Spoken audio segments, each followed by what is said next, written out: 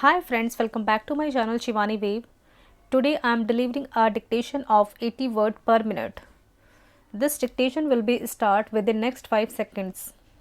1, 2, 3, 4, 5. Start. Now coming back to the question of minorities, you will please find why this particular resolution has been so widely put in that it might include a religious minority as well, a linguistic minority as well, or an economic minority, as some honorable members rightly pointed out.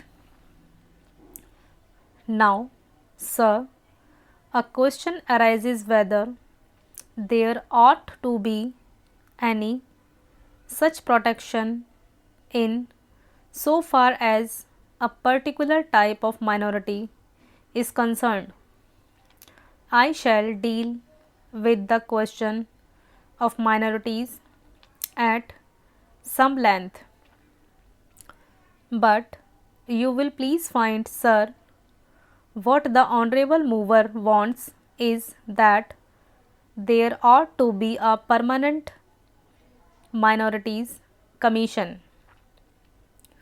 It ought to be endowed with statutory powers.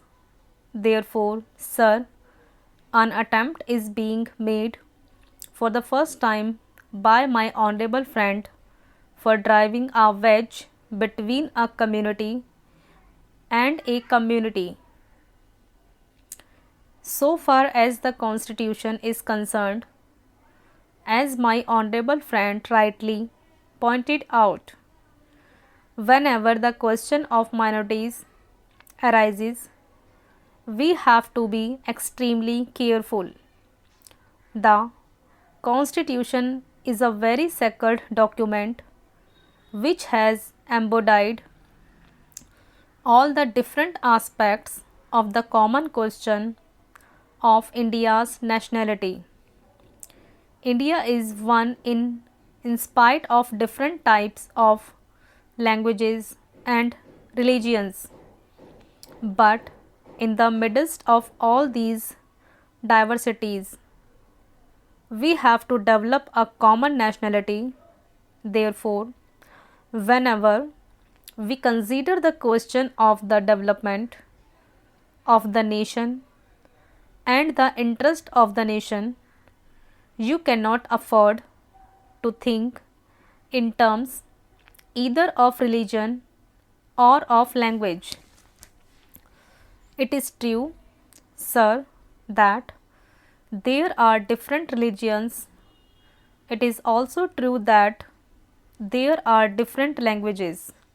Therefore, a question arose and the framers of the Constitution had to devise a constitution in the midst of the unity of India, with certain diversities here and there. For that purpose, what they did was they devised a common nationality for the whole of India, and in so far as religious minorities were concerned, they were given certain rights. I would not go into the details regarding the provisions of the fundamental rights regarding the practice of religion. Certain rights have been given to the religious minorities, and beyond that, it would not be proper to bring in the religious minorities for political rights. For that, we have to be extremely careful. I would also point out that while we have to develop a common nationality, the members of the Indian nation have to understand that we are one nation. Therefore, certain rights in respect of religious minorities were given. They were fundamental rights, and most of them are justiciable rights. Here we stopped so far as the religious rights were concerned. Then a question arose: what ought to be the attitude of not only the government but the society regarding the languages? It was true that there were certain interests of the regional languages. Now, these languages required to be developed, but they were not meant for dividing one man from the other. So, in 1956, when the states were formed to a certain extent on the basis of languages, what was done was not to have a state with cent% people belonging to the regional languages, because there were bound to be people belonging to different languages. That was the reason why this question was considered at great length, and the State Reorganization Commission also went into this question of linguistic minorities. It was bound to arise here and there because they were likely to feel that their rights and safeguards given to them might or might not be properly implemented. So, this question was considered first by the States Reorganization Commission, and they dealt with the question whether we should have a permanent minorities commission. They went into it very carefully and shrewdly. They found out that it would not be proper to set up a permanent minorities commission because the result is not the actual effect would be that a permanent wedge would be driven between one community and other community.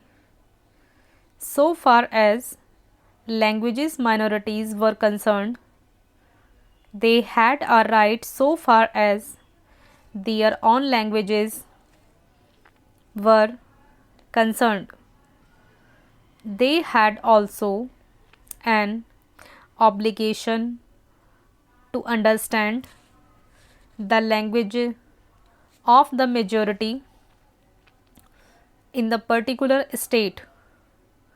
It is only by thus coming together that the members of the two languages groups would come together and would harmoniously develop.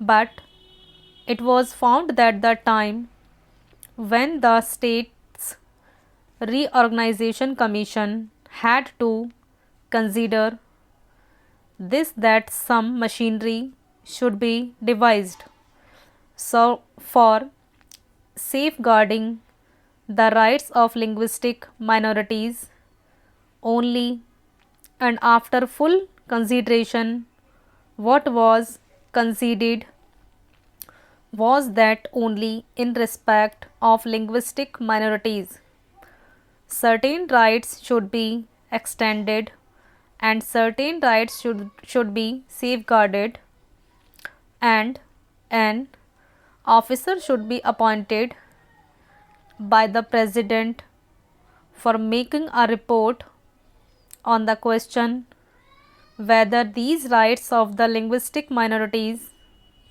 are or are not properly safeguarded. Full stop.